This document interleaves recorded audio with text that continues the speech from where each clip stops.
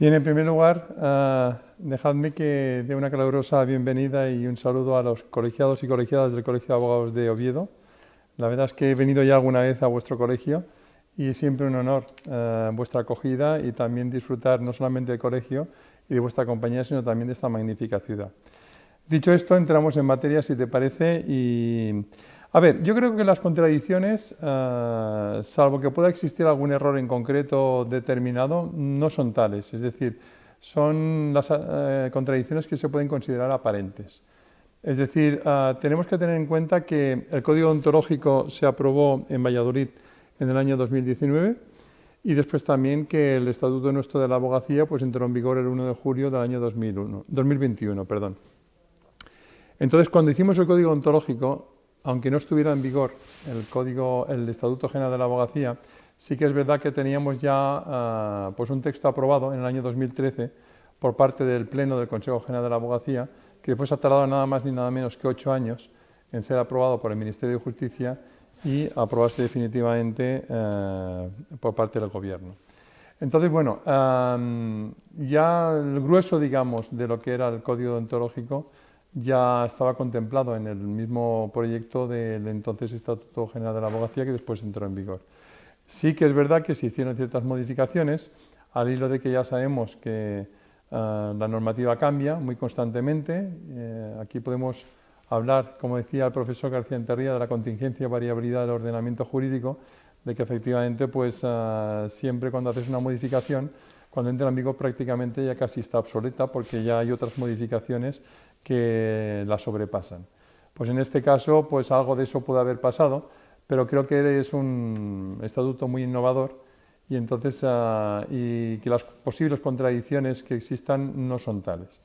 A ver, yo creo que el Código Ontológico es un complemento al estatuto. Es un complemento, lo que pasa es que se aprobó antes el complemento que lo que es la norma base, que es el Estatuto General de la Abogacía. Pero también el Estatuto General de la Abogacía yo creo que hay que observarlo y leerlo con vocación de universalidad y de una forma integradora. Es decir, el Estatuto no piensa ser la única norma reguladora de todas las situaciones, sino que el Estatuto también, yo hoy estábamos hablando esta mañana precisamente de este tema, pues da, creo que, mucha amplitud a la autonomía colegial, en el sentido que en el ámbito ontológico, pues incluso pues, algunas conductas que se pueden haber programáticamente previsto en el propio estatuto no han conllevado una sanción en el mismo estatuto, pues pueden tranquilamente ser objeto de regulación por parte de los estatutos particulares de cada colegio, con lo cual la autonomía de los colegios aumenta considerablemente. Es decir, que creo que es una norma base, que hay que utilizar como eso, como una norma base, y que sobre eso pues, se puede pues, ir configurando la autonomía, la deontología que cada colegio quiera. Hay que decir que partimos siempre de una base común, es decir, la base común es el estatuto, pero también sepamos que existen diferentes comunidades autónomas que tienen una regulación que no está directamente pues, regida por lo que es el Estatuto General de la Abogacía, sino que tienen sus propias normas colegiales. Concretamente, por ejemplo, yo provengo de Cataluña. En Cataluña tenemos la normativa de la abogacía catalana, que es la que rige toda la que es las conductas deontológicas y las sanciones deontológicas, toda la materia deontológica y toda la regulación de la abogacía en general y la ordenación de la profesión. Pues bien, entonces allí concretamente pues sí que podemos establecer que hay ciertas diferencias con respecto al Estatuto General de la Abogacía, pero son diferencias que provienen pues de la propia diferencia del territorio o porque en ese momento se estimó aprobarlo así y aprovechando esa autonomía pues que se tenía a nivel de comunidad autónoma. Por la misma autonomía tienen también los colegios de abogados, siempre y cuando no contradigan de una forma sustancial el Estatuto General de la Abogacía. Pero, por ejemplo, conductas que no puedan estar previstas en el Estatuto General de la Abogacía pueden estar previstas perfectamente en el propio Estatuto Colegial por parte de la Junta de Gobierno, que apruebe en ese sentido pues, un tipo de regulación especial en materia deontológica.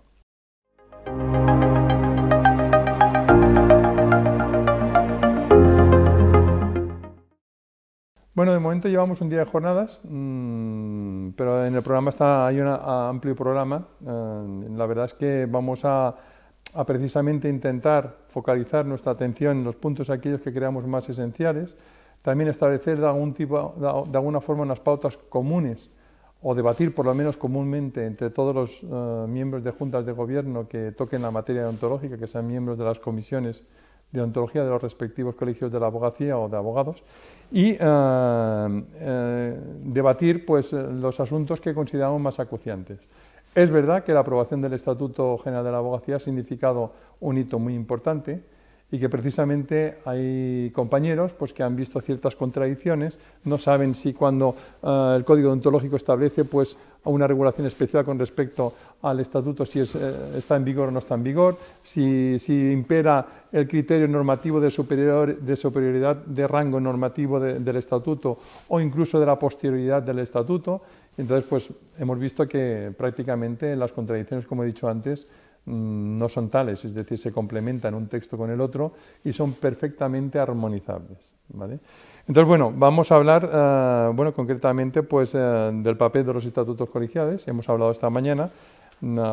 poniendo nuestra atención en lo que he dicho, la autonomía. También, concretamente, pues, saber si aspectos como la autorización por parte de la Junta de Gobierno de los colegios para la aportación de comunicaciones entre letrados ante tribunales, pues se puede hacer o no, es decir,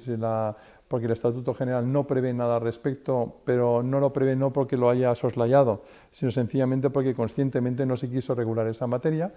como por ejemplo en Cataluña sí que la tenemos, que las juntas de gobierno pueden en determinadas situaciones muy graves pues aprobar la aportación de comunicaciones de letrados a los tribunales en situaciones en las que realmente pues se pueda provocar un perjuicio muy grande e irreparable a la persona a la que pueda afectar esa comunicación, ¿no? Esto al final hemos concluido que dependerá pues, de lo que cada colegio quiera hacer. Por ejemplo, pues, en el Código Deontológico pues, está previsto, en el Estatuto no, y entonces pues, han habido opiniones diversas de si está vigente o no esa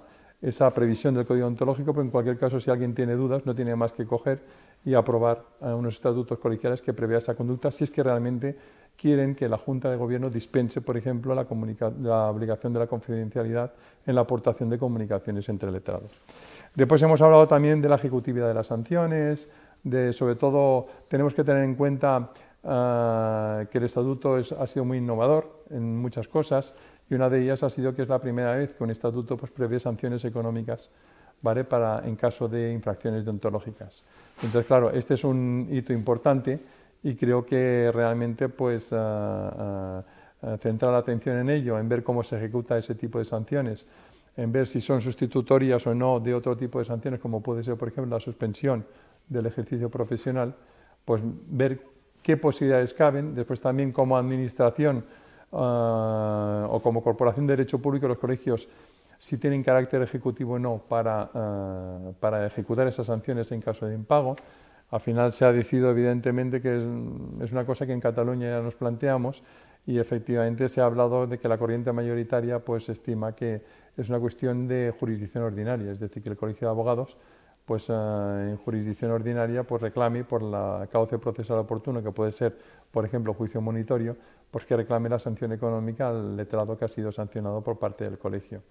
En Cataluña hubo también, hablo la experiencia que más conozco sobre esta materia, se habló también de conveniar con las administraciones públicas, por ejemplo, ayuntamientos, diputaciones, etcétera, para intentar conveniar y seguir una vía de apremio con este particular. Porque es verdad que aquí, dentro de las funciones del colegio, que son privadas y públicas, es verdad que yo entiendo que aquí tenemos delegado una función pública. Entonces creo que aquí sí que cabría la posibilidad de conveniar con administraciones administrativas, con entidades administrativas, mejor dicho, para poder ejecutar este tipo de sanciones. Después hemos hablado también de las comunicaciones a los letrados, sobre todo ahora esta tarde estábamos debatiendo pues precisamente esta cuestión, cuando se considera recepticia o no la comunicación de la sanción y del procedimiento, del avatar, del íter del procedimiento que se va comunicando al propio letrado sancionado, es decir, cuando se considera efectivamente bien realizada una notificación, porque como ha dicho el presidente de la comisión, Fernando, antes, efectivamente estamos hablando de derecho sancionador y aquí hemos de ser muy exquisitos en los procedimientos que sigamos, es decir, que no solamente cumplir los plazos, sino también ser muy exquisitos en las garantías de las partes porque precisamente de ese expediente puede derivar una sanción que, quieramos o no, pues de alguna forma de una forma coactiva imponer un tipo de sanción a un colegiado como consecuencia de una conducta que consideramos que no ha sido adecuada conforme a las normas deontológicas.